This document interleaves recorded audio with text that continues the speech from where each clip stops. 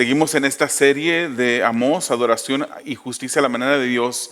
El mensaje se titula El Señor es su nombre. El Señor es su nombre. Y vamos a estar viendo Amós capítulo 9, versículos 1 al 10. En el bosquejo siguiente, los versículos 1 al 4, vamos a ver cómo Dios es Señor en todo lugar. Señor en todo lugar. Luego vamos a ver los versículos 5 y 6 y vamos a ver cómo el Señor es su nombre. Ese es el título del mensaje que encontramos en el versículo 6. Y luego vamos a terminar viendo, hermanos, los versículos 7 al 10, cómo el Señor es Señor sobre todos. Señor sobre todos. Le reconozcamos o no como Señor. Haya personas que le reconozcan como Señor o no le reconozcan como Señor. Él es Señor de todos.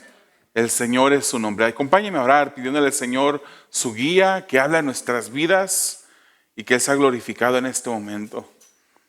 Señor, te hemos alabado en canto. Hemos levantado manos, hemos levantado voces para exaltar tu nombre, tus atributos en medio de la congregación. Ahora te pedimos, Señor, que tú hables a nuestras vidas. Señor, este momento en la que se predica tu palabra, se estudia tu palabra, es un momento, Señor, en el cual nosotros debemos de poner atención.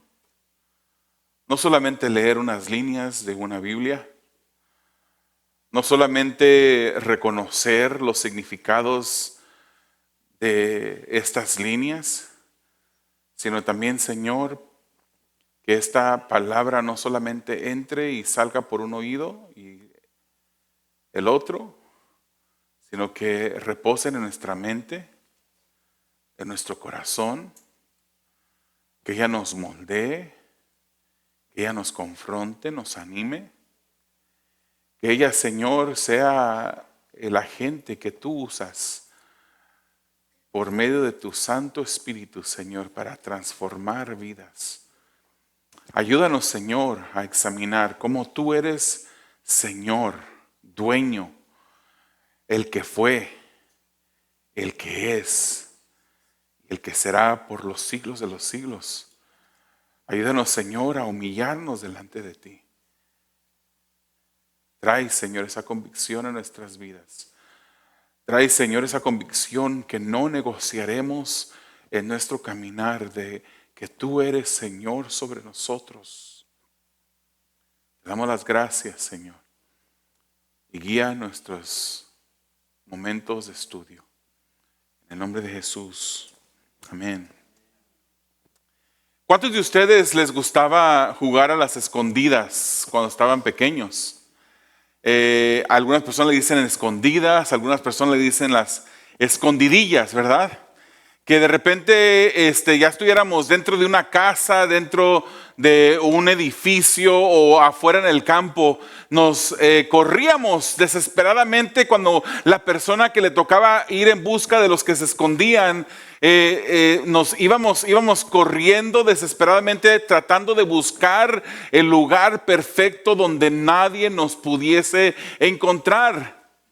Muchas veces no se encontraban, y cuando lo encontraban de manera rápida es porque usted no estudió bien el lugar donde usted se debía de esconder. Hay veces que duraban y al final decían: fulano de tal, ya sal, ya puedes salir, ya se acabó el tiempo, ya no estamos buscándote, sal por favor, y no lo encontraban. A mí me gustaba, hermanos, esconderme en los lugares que la gente no, o que mis hermanos, yo soy uno de tres, pero pues dos eran más o menos más de mi edad, que yo me escondía en lugares que mis hermanos pocas veces me podían encontrar. No sé por qué tenía esa habilidad de esconderme. De repente me metí al closet y no me vestía con los vestidos de mi mamá, quiero aclarar eso, pero me metía en medio de los vestidos de mi mamá, porque esos eran largos y no me podían ver ahí tan fácilmente, y entraban. Yo escuchaba el respirar de uno de mis hermanos que se acercaba Y mientras mi corazón latía, yo me agarraba del pecho diciendo, no vaya a ser que el latido sea tan fuerte que me vaya a descubrir dónde estoy, pero al final se iba. Y muchas veces ganaba, hermanos, y eso para mí era algo maravilloso porque desde pequeño yo siempre fui muy competitivo. Me gustaba competir, me gustaba ganar, hasta que el Señor me salvó y me rescató, aunque todavía sigo batallando con eso de la competencia. Ahora imagínate, hermano, que tú comiences a jugar un juego de escondidas en el que tú te escondes, pero el que te anda buscando es Dios mismo. Dios mismo, el que tendrá la tarea de buscar el lugar donde tú te escondiste. Yo diría, hermanos, y creo que estarían ustedes de acuerdo, que mejor sería no jugar. Dios, quien creó todo y es Señor de todo, sobre todo, lo sabe todo. La palabra del Señor dice que aún no entra, esos pensamientos no salen de nuestra boca, esas palabras, y el Señor ya las conoce. El Señor puede y es conocedor de todo. Nada está escondido ante sus ojos. Nadie se puede esconder de la presencia de Dios. Y cuando se llega el tiempo del juicio divino, el juicio de Dios es ineludible. No se le puede escapar nadie a Dios. El día de hoy, hermanos, vamos a entrar en este primer parte de este pasaje, Amós capítulo 9, versículos 1 al 4, y vamos a ver cómo el Señor es Señor en todo lugar, Señor en todo lugar. Vemos los versículos 1 al 4 que dicen así: vi al Señor de pie junto al altar y me dijo, golpea los capiteles para que se estremezcan los umbrales y rómpelos sobre la cabeza de todos. Entonces mataré a espada el resto de ellos. No habrá entre ellos fugitivo que huya, ni refugiado que de ellos que escape. Aunque caben hasta el Seol, de allí los tomará mi mano. Y aunque suban al cielo, de allí los haré bajar. Aunque se escondan en la cumbre del Carmelo, allí los buscaré y los tomaré. Aunque se oculten de mis ojos en el fondo del mar, allí ordenaré a la serpiente que los muerda. Aunque vayan en el cautiverio delante de sus enemigos, allí ordenaré a la espada que los mate y pondré sobre ellos mis ojos para mal y no para bien. Desglosemos esto un poquito. De repente habla aquí de cosas que posiblemente ni siquiera sabemos qué es: los capiteles, los umbrales, el altar. ¿Por qué es que el Señor se para junto al altar? Hermanos, hemos estado viendo que desde el capítulo 7 de Amós hemos leído sobre 5 visiones que el profeta Amós tiene de parte de Dios. Él mira estas visiones y él escribe estas visiones mientras que Dios se las revela. Esta visión es la quinta. Y no solamente es la quinta, sino que es la última visión, la cual marca el clímax de las visiones que este profeta recibe de parte de Dios. Esta visión, hermanos, al igual que otras anterior, pero en una manera más intensa, usa un lenguaje apocalíptico. Habla del pecado del pueblo en corrupción e idolatría y cómo éste había llegado al colmo, al clímax. El pecado del pueblo había llegado. Usted se recuerda de lo que hemos hablado. Este era un pueblo escogido de parte de Dios, un pueblo que Él escogió de entre todos los demás pueblos de la tierra. No porque fuese grande, no porque fuese digno de que sea escogido, sino que a Dios le plació escogerlo. Y este pueblo, aparte de ser escogido, el Señor le usó para revelar la ley a través de él. Pero este pueblo, hermanos, se pervirtió. Vemos cómo el profeta Amós ya le ha llamado la atención al pueblo por obligar a sus mismos, las mismas personas dentro del pueblo, sus mismos compatriotas, a esclavizarse. Han caído en idolatría, adorando a diferentes deidades que no eran Dios. Y este pueblo, hermanos, se había pervertido, y aquí ha llegado su pecado al colmo. El comienzo de la visión, vemos la imagen de Dios junto o de pie junto a un altar. Y hermanos, esto es significativo. El altar es un lugar alto. Eso es lo que quiere decir literalmente un altar, un lugar alto. Esto debía, hermanos, representar un lugar solemne, de sacrificio, en donde se busca de su perdón y misericordia. Se debería de ser un lugar en donde llegara el pueblo a sacrificar de acuerdo a lo que había establecido la ley. En aquel tiempo se llevaban corderos, se llevaban animales y se degollaban y se sacrificaban sobre el altar. Esto era una ofrenda hacia Dios. Era un acto que significaba: Señor, yo quiero estar en paz contigo. Y este sacrificio cubría de manera temporal los pecados del pueblo. Este debía ser un lugar maravilloso, un lugar de pureza, un lugar de solemnidad, un lugar de reflexión, un lugar de agradecimiento por la misericordia y la gracia de parte de Dios. Pero Israel había convertido el altar, lo había pervertido a una imagen, convirtiéndolo en un lugar de autocomplacencia y autoexaltación. Usted se recordará, hace unos capítulos estuvimos en el capítulo 4 de Amós y vimos cómo el Señor mismo le decía: traigan sus ofrendas y luego háganlas conocer a todos. Ellos adoraban, ellos traían ofrendas, ellos hacían lo que hacían para que la gente los mirara a ellos.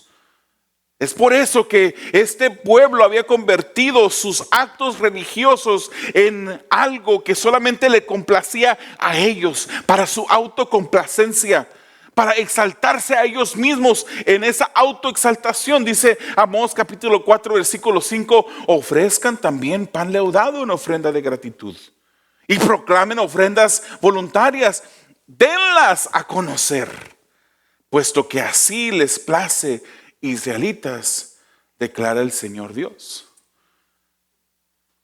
Esto no era un sacrificio de parte de un pueblo que quería agradar a Dios, sino que quería agradarse a sí mismos.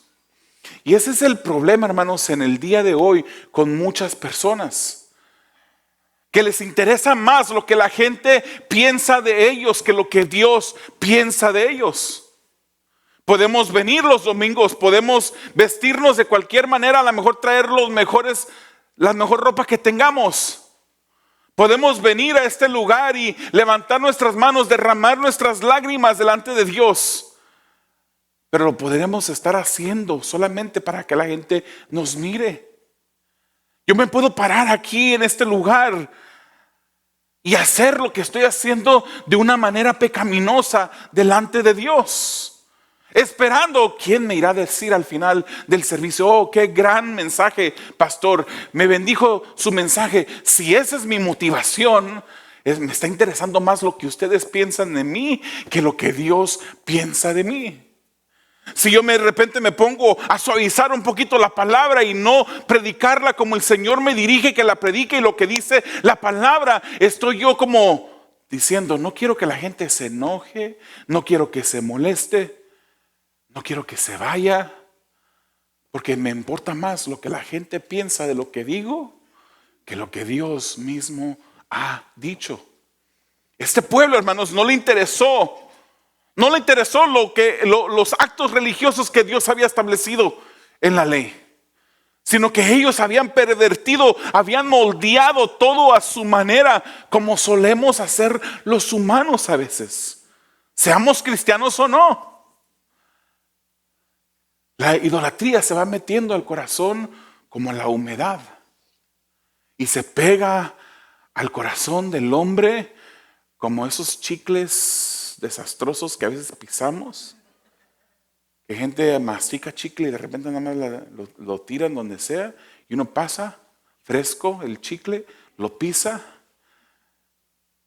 y es elástico y pegajoso y uno trata de quitar. Así es la idolatría en nuestros corazones. Es por eso, hermanos, que nosotros debemos de buscar continuamente la santidad de parte de Dios. Israel se edificó altares, pero edificó altares para ídolos, para satisfacer sus propios deseos. Es ahí en el punto más íntimo del pecado del pueblo, en donde Dios se para al lado del altar. A Dios le ofendía lo que se hacía desde ese lugar. Ese lugar debía de haber sido un lugar de santidad a Dios, pero ellos lo habían pervertido. Desde este punto alto, desde este altar, ahora Dios haría descender su justicia sobre ellos. Y habla aquí de capiteles. Los capiteles, hermanos, eran las partes superiores de las columnas de un templo. De ese templo que ellos habían edificado a deidades que no eran Dios. Y al golpear estos capiteles, como se le da la instrucción aquí en este pasaje, esto resultaría que los umbrales temblaran y que el edificio de idolatría cayera sobre la cabeza de los que estaban dentro adorando a dioses falsos. Eso era el castigo de parte de Dios para un pueblo idólatra, de falsa adoración, llenos de injusticia. Dios, el Señor, estaba ya harto de la desobediencia y de la idolatría de Israel. Y Él había determinado matarlos. Había determinado que esos templos de adoración falsa cayeran y exterminara a todos los que estaban dentro. Incluso los que no se encontraran en esos lugares, dice el pasaje, que los mataría con espada. A los que no murieran dentro de esos lugares de adoración falsa, los mandaría a matar con espada. Y Él dice, no habrá fugitivo, no habrá quien se pueda escapar, no habrá fugitivo, ni habrá refugiado que se escape del juicio de Dios. Hermanos, los ojos de Dios estaban sobre ellos. Y esto me recordó cuando el salmista nos dice en Salmos 34:15, en su primera parte, los ojos del Señor están sobre los justos. Pero esto que dice el salmista es muy diferente a lo que le dice al pueblo de Israel en Amós, cuando dice que Él pone sus ojos sobre ellos. Es muy diferente, hermanos. Para nosotros, el que el Señor tenga sus ojos puestos sobre nosotros debe de ser algo de gozo, de paz, algo que nos da aliento, hermanos. Que Dios, el Dios eterno, tenga sus ojos puestos sobre nosotros es maravilloso, hermanos. Podemos nosotros disfrutar de esa presencia continua de Dios, que Él nos cuida, que Él nos provee, que Él sabe todo de nuestras vidas. Para este pueblo no era así. Los ojos de Dios estaban sobre ellos, pero no como el salmista decía aquí, sino que estaba sobre ellos para juicio. Y la atención de Dios ya estaba sobre ellos para llevarlos al castigo, hermanos. Y no importa dónde huyeran. El Seol no sería suficiente para ellos esconderse. El Seol, en la cultura hebrea, ellos lo entendían como las profundidades más bajas. Cuando ellos escuchaban esa palabra de Seol, ellos entendían las profundidades más bajas.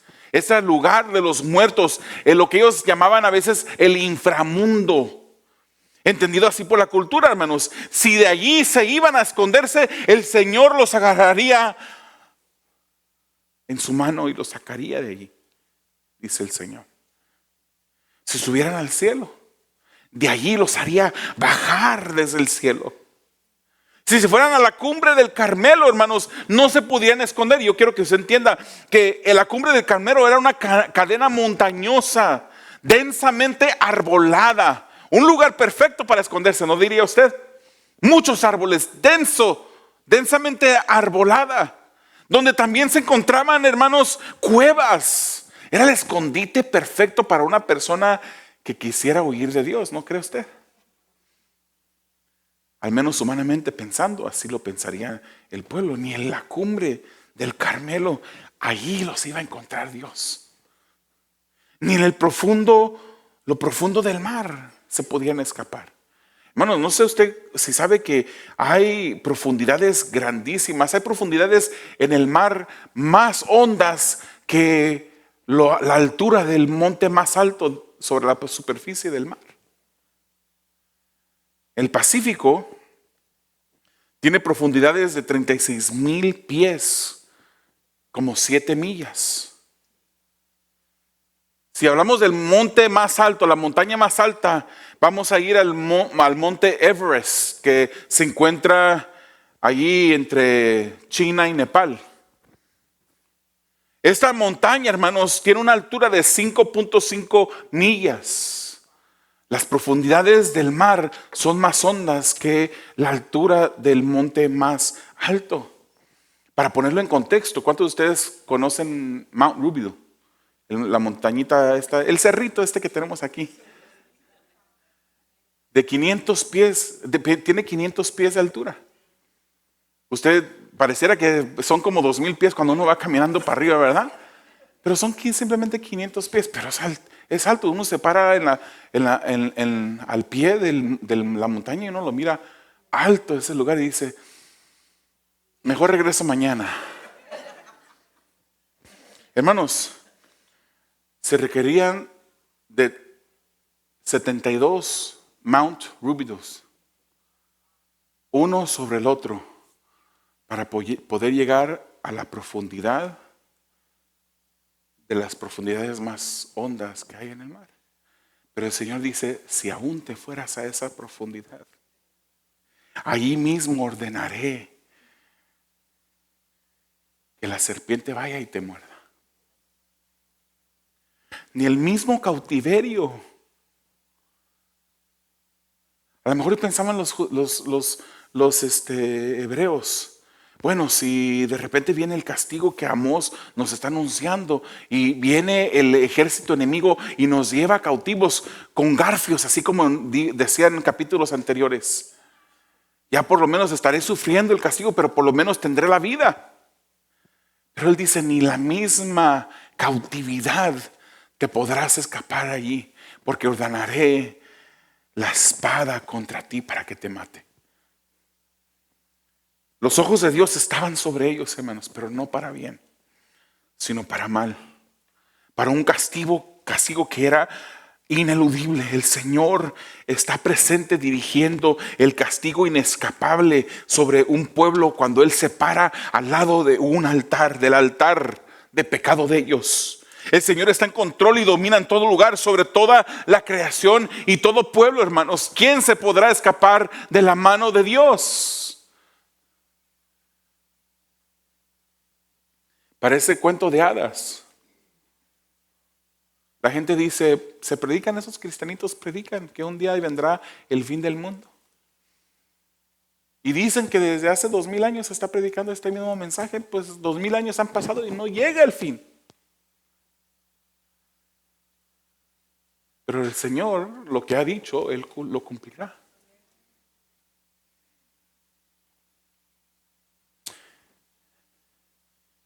Es un momento bueno de reflexión, hermanos. Muchas veces nosotros pensamos que nosotros somos merecedores de la gracia de Dios.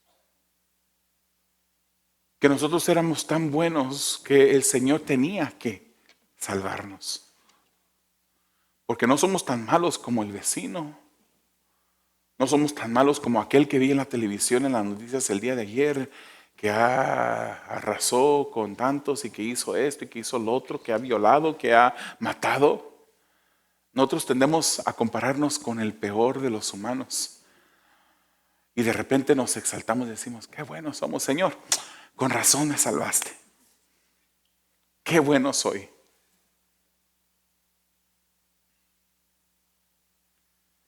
Pero nosotros, hermanos, en nuestra pecaminosidad, éramos hijos de ira, dice las Escrituras. Estábamos sujetos a la ira de Dios, como sigue muchos el día de hoy, que siguen siendo hijos de ira, sobre los cuales caerá el castigo de la ira de Dios sobre ellos un día, si no vienen a Jesús, si no van a Dios a través de Jesús. El Señor está presente dirigiendo todo. Él domina en todo lugar, sobre toda la creación, sobre todo pueblo, hermanos. Y en todo tiempo y en todo lugar Dios es Señor y Él nos observa. Y Él observa a toda la humanidad. Salmo 139, versículos 7 al 12 dice: ¿a dónde me iré de tu espíritu? ¿A dónde huiré de tu presencia? Si subo a los cielos, ahí estás tú. Si en el Seol preparo mi lecho, allí tú estás. Si tomo las alas del alba y si habito en lo más remoto del mar, aún allí me guiará tu mano y me tomará tu diestra. Si digo, ciertamente las tinieblas me envolverán y la luz a mi alrededor será noche. Ni aún las tinieblas son oscuras para ti. Y la noche brilla como el día. Las tinieblas y la luz son iguales para ti. El Señor está presente en todo lugar, en todo momento. Y le llamamos Señor porque eso debe de ser para nosotros. Nuestro Señor, nuestro amo. Y Él nos observa, hermanos, en todo momento. Cuando estamos orando, cuando estamos leyendo la palabra. Y Él escudriña las razones por las cuales lo hacemos. Cuando levantamos el teléfono para hablarle a una persona, Él está escuchando nuestra conversación. Cuando encendemos la computadora o abrimos el teléfono y estamos mirando lo que estamos mirando, el Señor está observándonos. ¿Quién se puede escapar de Él? Hace muchos años un hermano compartía algo en un estudio bíblico un lunes por la noche que fue causa de escándalo para algunas personas. Fueron hasta con el pastor a decirle: mire lo que dijo fulano de tal. Y esta persona decía: tengan cuidado, varones, lo que están mirando en el teléfono. Porque si ustedes son hijos de Dios y vive el Espíritu Santo dentro de ustedes, ustedes hacen, claro, no lo dijo así, pero dijo: el Espíritu Santo está presente allí cuando ustedes están mirando esas cosas. Fueron con el pastor y decirle: ¿cómo es posible que este hermano ande diciendo que hacemos partícipes al Espíritu Santo de pecado? No es lo que dijo el hermano.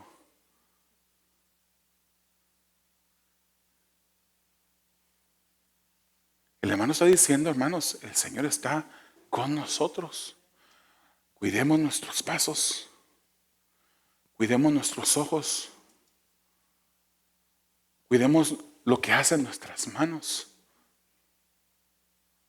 Porque ¿quién se puede escapar del castigo y la disciplina de Dios? ¿Quién? Hoy en día, hermanos, estamos sufriendo una catástrofe de liderazgo en las iglesias. En los últimos años, pastores con educación, eruditos, teólogos, con libros escritos, con iglesias de renombre, con ministerios de larga duración. Ancianitos que yo creo que uno pensaría ya ni siquiera tienen sensación.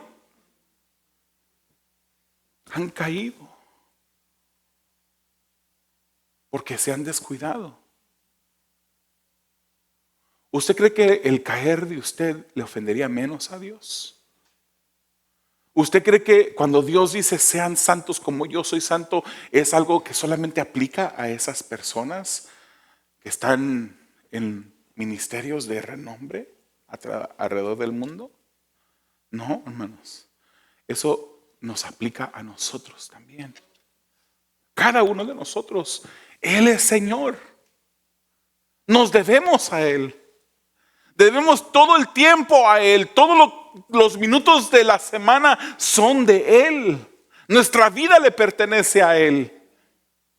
Si Él quisiera mandarnos a las profundidades del infierno, Él tendría el derecho de hacerlo.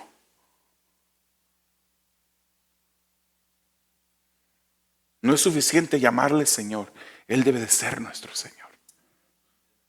Y si es nuestro Señor, hermanos, nos esforzaremos para vivir para Él. Versículos 5 y 6. El Señor es su nombre. Dice el 5, el Señor, Dios de los ejércitos, el que toca la tierra y ésta se derrite. Y se lamentan todos los que en ella habitan. Sube toda ella como el Nilo y disminuye como el Nilo de Egipto. El que edifica en los cielos sus altos aposentos y sobre la tierra ha establecido su bóveda. El que llama a las aguas del mar y las derrama sobre la superficie de la tierra. Léalo conmigo. El Señor es su nombre. El Señor es su nombre. Aquí Dios es presentado como el Señor, el Dios de los ejércitos, un término, un título que aparece 200 veces o más de 200 veces dentro del Antiguo Testamento. Un nombre, hermanos, que destaca el control de parte de Dios, un control soberano de parte de Dios sobre todo poder, sobre todo dominio, sobre todo reino, sobre toda fuerza. Él está sobre todo. Dios es el que derrite la tierra con solamente tocarlo, como si esta estuviera hecha de hule, como si estuviera hecha de plástico. Cuando el Señor toca la tierra se derrite, dice aquí. Esto indica, hermanos, que la creación es frágil ante el Creador, quien puede desestabilizar el orden natural. Lo que Él quiere hacer, Él puede hacer. Hermanos, Dios es el que manda lamento a los habitantes por medio de catástrofes de la naturaleza. ¿Usted cree? Y muchas veces nos convertimos en abogados de parte de Dios, ¿verdad? Hay sufrimiento en el mundo. Este mundo, hermanos, no es como Dios, no está actualmente como Dios lo creó. En él hay pecado, en él hay enfermedad, hay muerte. Ese no fue el diseño original de parte de Dios. ¿Sabía usted que a Adán y a Eva Él los creó para ser eternos? Antes de que pecaran, ellos iban a ser eternos. Pero pecaron, entró el pecado, entró la muerte. Ahí empezaron ellos a notar las arruguitas en sus ojos, en el reflejo del agua. Empezaron a verse el uno al otro cómo salían las canas de su cabeza. Cómo empezaban a caminar de manera encorvada. De repente Eva notaba cómo Adán no tenía la misma fuerza que tenía en el principio.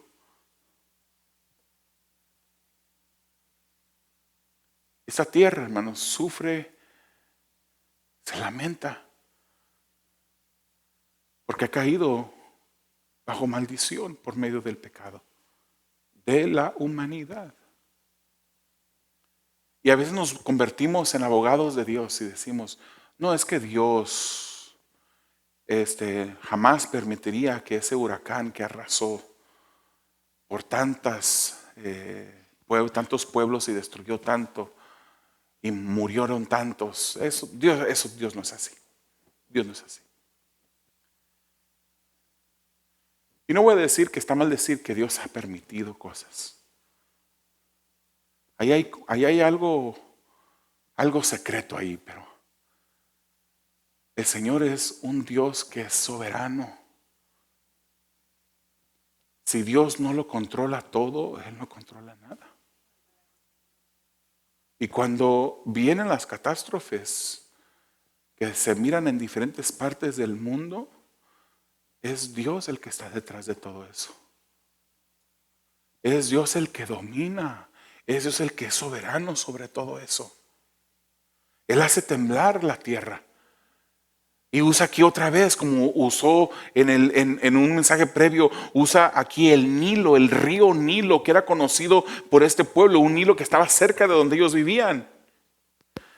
Les mencioné, hermanos, que el Nilo ascendía Y también descendía cada año. Ese era su ritmo natural del Nilo. Subía y descendía. Cuando subía empapaba las tierras y detrás de ese mojar de esas tierras dejaba un sedimento que era rico para que pudiesen las personas en medio del desierto poder plantar y que fuese un lugar fructífero.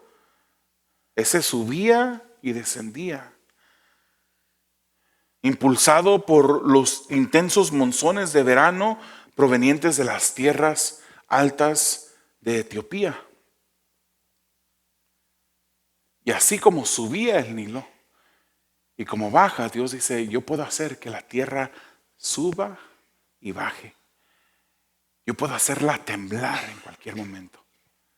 Dios es el que tiene su arco, su morada, su bóveda en el cielo y está sobre toda la tierra. Dios es el que usa las aguas del mar para llover sobre la tierra. Él es el que hace llover sobre la tierra porque Él tiene el control de toda la naturaleza. ¿Usted sabía que cada minuto en la tierra 1,000 millones de toneladas de agua caen sobre la tierra en diferentes lugares? Usted dirá, pero aquí es verano. ¿Es verano ya? Aquí no está lloviendo. Está seco. Hay lugares áridos donde lleva años, pero 1,000 millones de toneladas de agua están cayendo cada minuto sobre la faz de la tierra.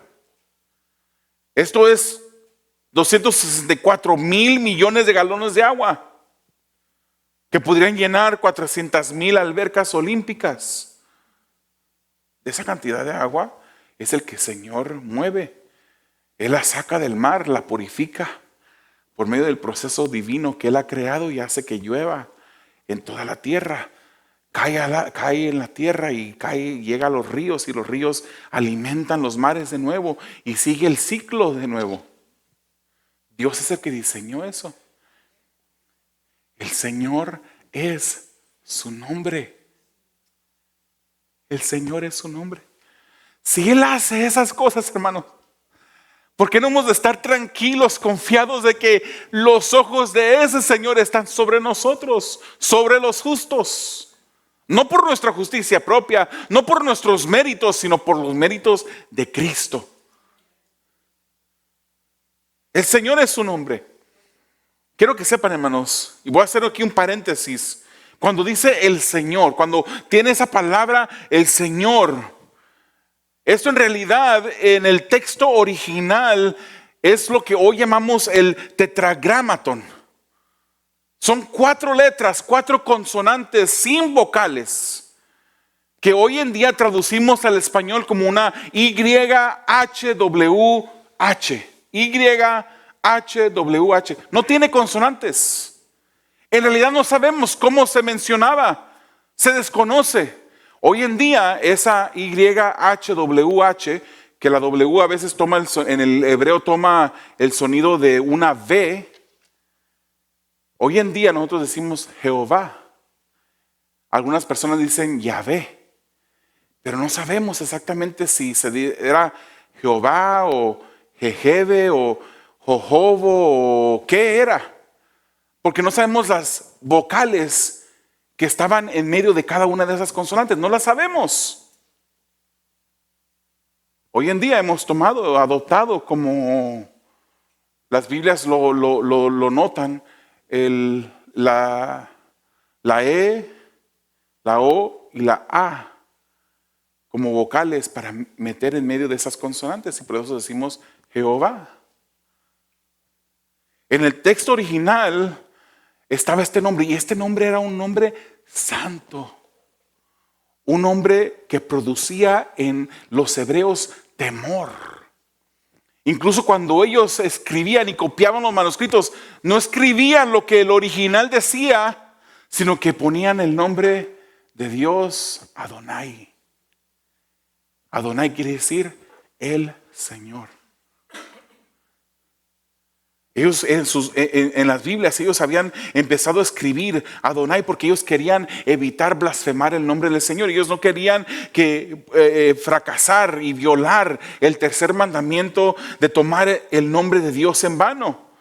Por eso en la Biblia vemos ahora que dice el Señor. La Nueva Biblia de las Américas usa el Señor. La Reina Valera dice Jehová. Pero en realidad, hermanos, esa YHWH, ese es lo que el Señor dice, ese es mi nombre. Y esto está cercamente asociado a la raíz hebrea que significa ser. Y es interpretado como yo soy el que soy. Yo soy el que soy. Es por eso cuando vemos a Jesús usar esas mismas palabras en el Antiguo Testamento, nosotros vemos algo que la gente no mira y vemos cómo Él se conecta con ese Dios creador del universo. Él es Dios. Jesús es Dios, aunque las sectas y las diferentes denominaciones pervertidas de esta tierra no crean que Él es Dios, Jesús es Dios. Dios es Señor. Él es el eterno, Él es el que siempre ha sido el Señor soberano. Qué lamentable, hermanos, que para este tiempo este pueblo había perdido toda reverencia para Dios. Habían perdido toda reverencia, todo respeto, todo temor de Dios. Pero el Señor tiene dominio total sobre la creación, hermanos. Y la creación la obedece. Si el Señor dice tiembla, tiembla.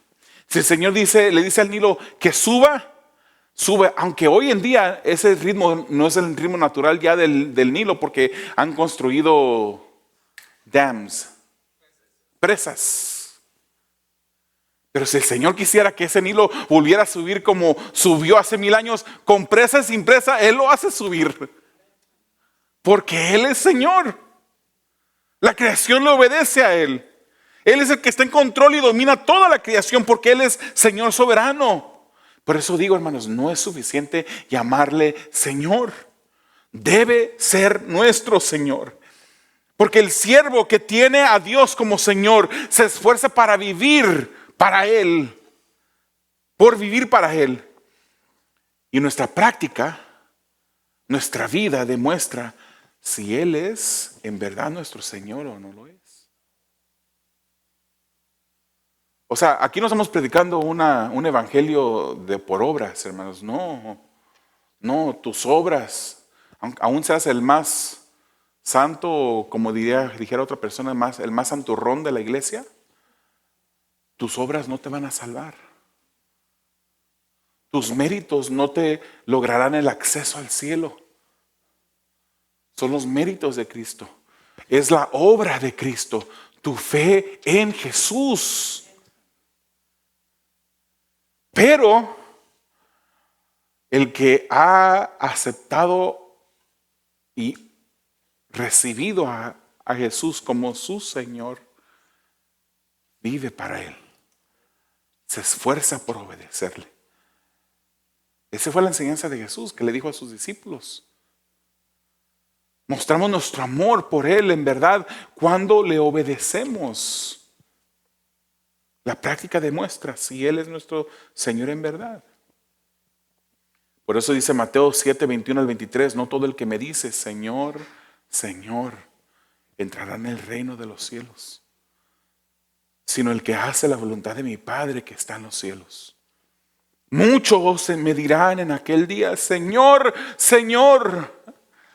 Hermanos, es algo triste, profundamente triste imaginarme a personas gritando, Señor, Señor. ¿No profetizamos en tu nombre? Y en tu nombre echamos fuera demonios. Y en tu nombre hicimos muchos milagros. Señor, Señor. ¿Cuántos de los que están aquí un día dirán, Señor, Señor? Y repetirán estas mismas palabras delante del trono grande y temible de Dios. ¿Cuántos de los que nos escuchan en línea o quizás aquí presente un día escucharán las palabras que el Señor declarará y dirá, jamás os conocí, apartaos de mí los que practicáis la iniquidad? ¿Cuántos? Asegúrate que tú no seas uno de ellos. Examina tu vida como el apóstol Pablo nos manda examinarla. Asegúrate que estás parado en Cristo y no en tus propias obras, no confiando en la idolatría de tus adoraciones falsas. Porque Él es Señor sobre todos y Él es Señor sobre ti. Es lo que dice el versículo 7 al 10. Aquí es una pregunta. ¿No son ustedes para mí como hijos de Etiopía o israelitas? Declara el Señor. ¿No hice yo subir a Israel de la tierra de Egipto y a los filisteos de Caftor y a los arameos de Kir? Por eso los ojos del Señor están sobre el reino pecador y voy a destruirlo de sobre la superficie de la tierra. Sin embargo, no destruiré totalmente a la casa de Jacob, declara el Señor. Porque yo daré un mandato y zarandearé a la casa de Israel entre todas las naciones, como se zarandea el grano en la criba, sin que caiga ni un grano en tierra. A espada morirán todos los pecadores de mi pueblo, los que dicen, no nos alcanzará, ni se nos acercará la desgracia. Israel había sido un pueblo elegido por parte de Dios, hermanos. Quiero que entendamos eso.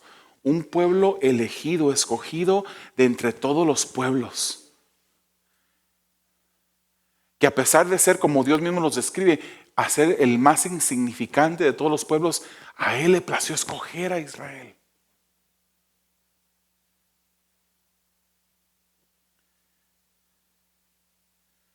Ustedes, ahora Dios en su enojo les dice, ustedes son como los demás.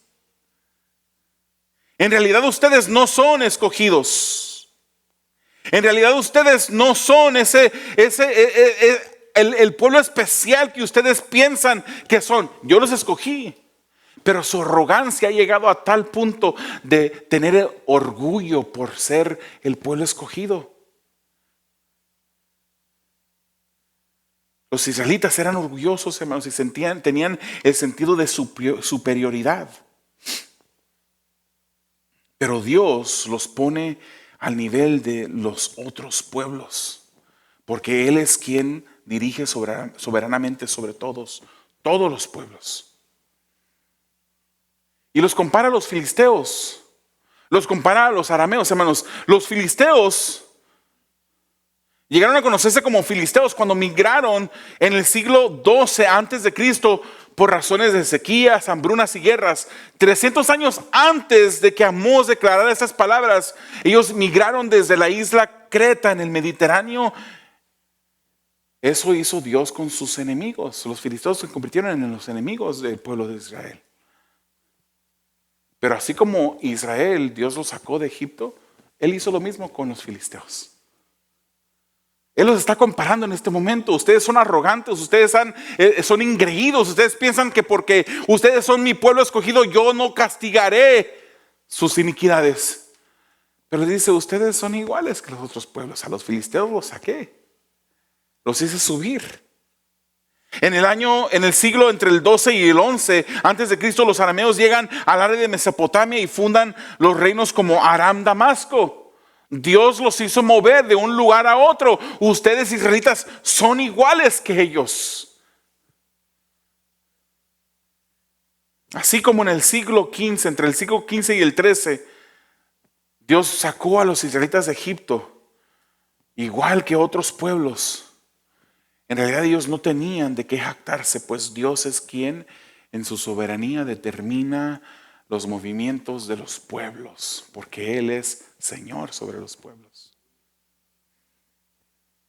Pero lo más triste, hermanos, era que Israel era pueblo escogido, pero no era diferente a las demás naciones. A pesar de ser el pueblo escogido, no actuaban, no vivían de manera separada, no vivían santamente para Dios. Y ahora Dios tenía sus ojos sobre el reino pecador. Le dice, tengo mis ojos sobre el reino pecador. ¿Quiénes? Los israelitas. Y los iba a destruir. Pero Dios tendría misericordia. No iba a destruir a Israel por completo. Dice aquí que les iba a zarandear o sacudir.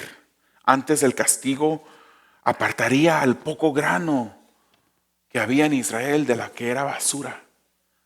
Y ningún grano caería a tierra como cae la basura, hermanos. A espada morirían o morirán todos los pecadores de entre Israel, incluso los que tienen confianza y dicen, la calamidad no nos va a alcanzar a nosotros.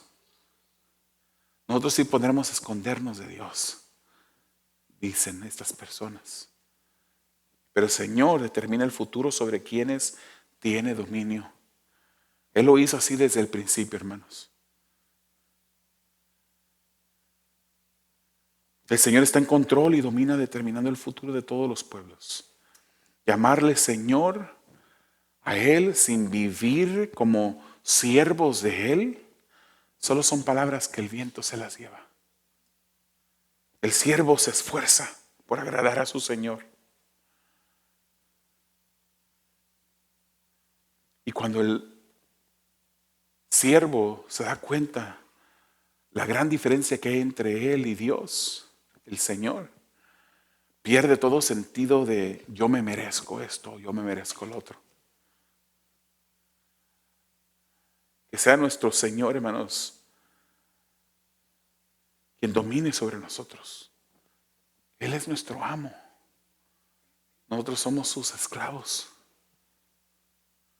Para ir terminando, Lucas 13, 24 y 27 dicen así: esfuércense por entrar por la puerta estrecha, porque les digo que muchos tratarán de entrar y no podrán.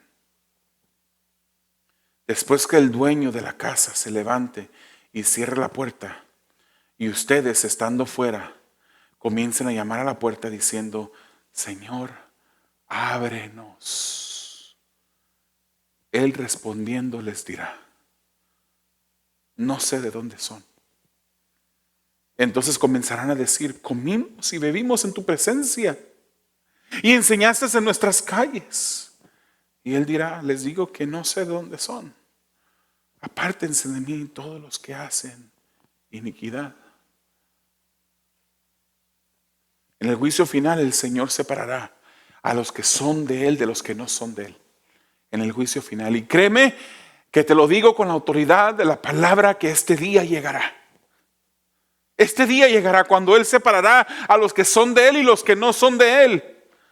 Unos para premiar, otros para castigar. La parábola de la siembra, hermanos. Una siembra que se leyó al comienzo del servicio donde se siembra trigo, pero luego llegan malvados en la noche y siembran cizaña. De repente los siervos del dueño de esa plantación dicen, Señor, ¿por qué es que habiendo plantado tu trigo ahora hay cizaña también? ¿Quieres que vayamos y arranquemos la cizaña? Pero el Señor dice, no, dejen que la cizaña crezca juntamente con el trigo. No vaya a ser que al arrancar la cizaña arranquen también el trigo. Cuando la siega esté lista, yo mandaré que arranquen la cizaña y la hagan en manojos y sean aventados al fuego. En aquel tiempo. Dice Mateo 13, 40 al 43. Por tanto, así como la cizaña se recoge y se quema en el fuego, de la misma manera será en el fin del mundo. El Hijo del Hombre enviará a sus ángeles y recogerán de su reino a todos los que son piedra de tropiezo y a los que hacen iniquidad. Escuche bien, oyente. Él recogerá de su reino a todos los que son piedra de tropiezo. Piedra de tropiezo. Y hacen los que hacen y a los que hacen iniquidad. Y los echarán al horno, en el horno de fuego. Allí será el llanto y el crujir de dientes. Entonces los justos resplandecerán como el sol en el reino de su Padre. El que tiene oídos, que oiga. Este tiempo vendrá. Aquí el Señor está describiendo. Él Enseña una parábola y él ahora aquí la describe lo que significa esta parábola.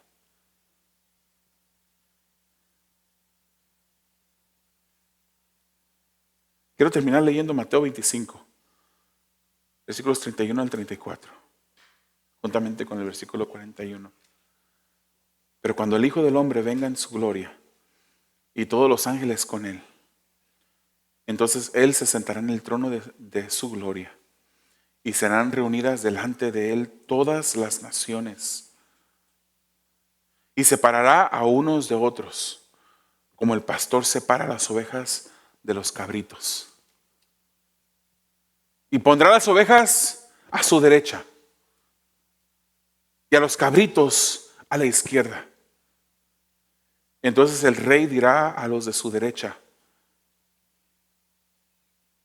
vengan, benditos de mi Padre, hereden el reino preparado para ustedes desde la fundación del mundo. Y entonces dirá también a los de su izquierda: apártense de mí, malditos, al fuego eterno que ha sido preparado para el diablo y sus ángeles. Hoy en día la sociedad vive merecedora. Piensa que Dios han creado un ídolo para ellos mismos. Un Dios que es amor, un Dios que es bondadoso, un Dios que no juzga. Cuando la palabra claramente identifica a ese Dios que ellos tienen como un ídolo, un falso Dios.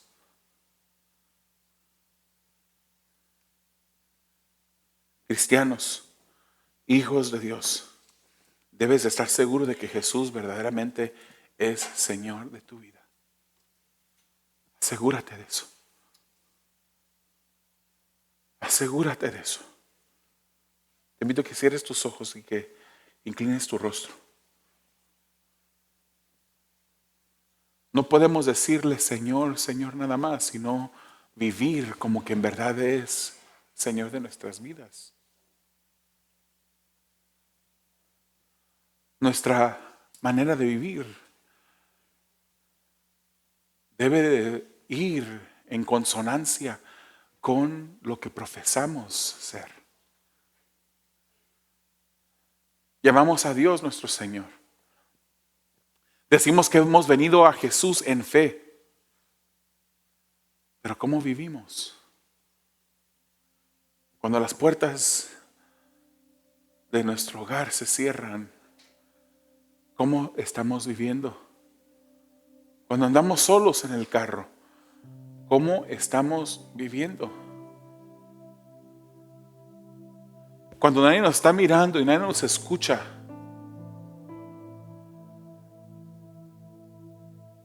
cuando murmuramos, cuando hay chisme dentro de la congregación, ¿estamos honrando a Dios en verdad? Cuando decimos lo que decimos por razones malvadas, ¿en verdad el Señor es Señor de nuestras vidas?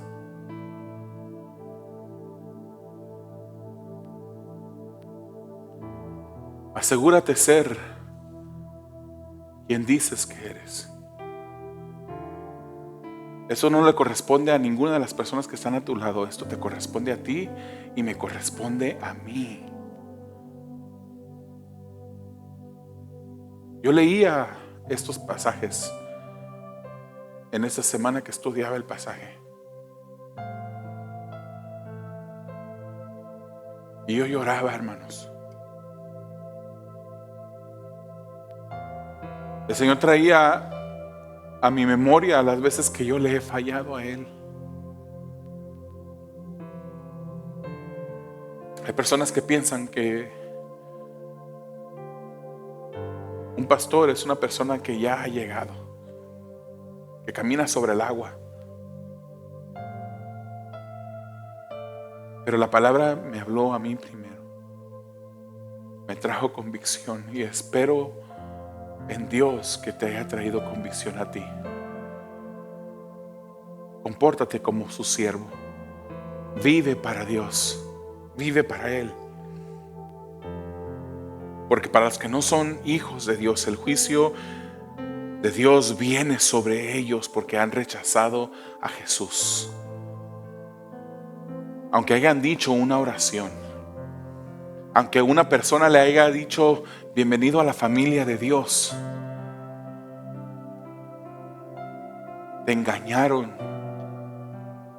Si en verdad no pusiste tu fe en Jesús, si solamente repetiste una oración por emoción, si solamente pensaste, ¿qué dirá la gente que está a mi alrededor de mí? Y te importó más y te sigue importando más lo que la gente a tu alrededor piensa de ti que lo que Dios piensa de ti. Ven a Él. El tiempo no se ha terminado. La puerta de oportunidad sigue abierta para todos aquellos que quieran venir a Jesús el día de hoy. Amado Dios, te doy gracias por esta tu palabra. Bendícela en nuestros corazones y cámbianos para tu gloria. Te lo pedimos en el nombre de Jesús. Amén.